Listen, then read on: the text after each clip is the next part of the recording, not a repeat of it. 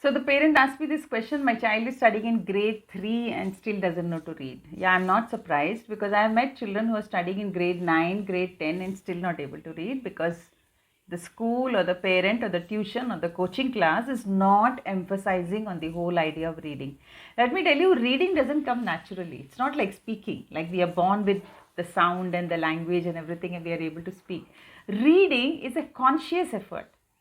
You have to put your eyes, your head, your brain, your book, everything in sync and then sit to read. So reading is a very, very conscious effort. And if you don't make that effort, practice it more and more frequently, it's not going to come to the child naturally. Okay.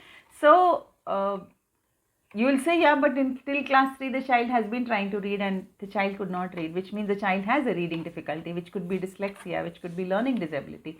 Now, I'm not here to assess what the child has. I'm here to tell you what you can do. So, as I always repeat in all my workshops and trainings and sessions, that wherever the child is stuck, go back 1 or 2 steps behind. Don't try to teach the child to read grade 3 books. Go back to grade 1.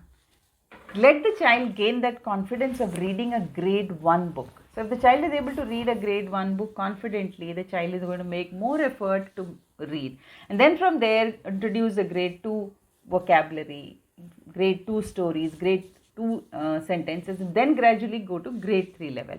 So again in grade 3 level, first identify the words the child is not able to read.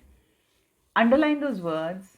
Give these new words a practice through syllable method, phonic method, whole word method, whatever method works with the child.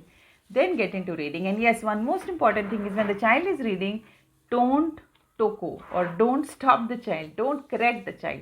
So my magic way of teaching reading to children is when the child is reading, my mouth is sealed. I don't say a word, even if the child is making a mistake, because the child loses attention, concentration, and all the time worried whether the child is reading the right word or not.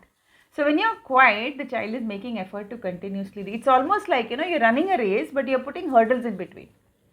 So each time there's a hurdle, your speed reduces. So reading also I consider like a race. Basically, I'm an athlete, so I always relate things with sports.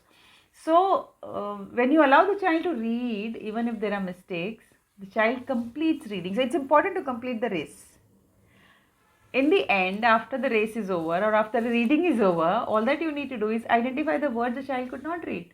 So say there's a paragraph of 50 words and in that the child could not read 6 words. Arey Baba, 54 words the child read, isn't it? So isn't that amazing? So why worry?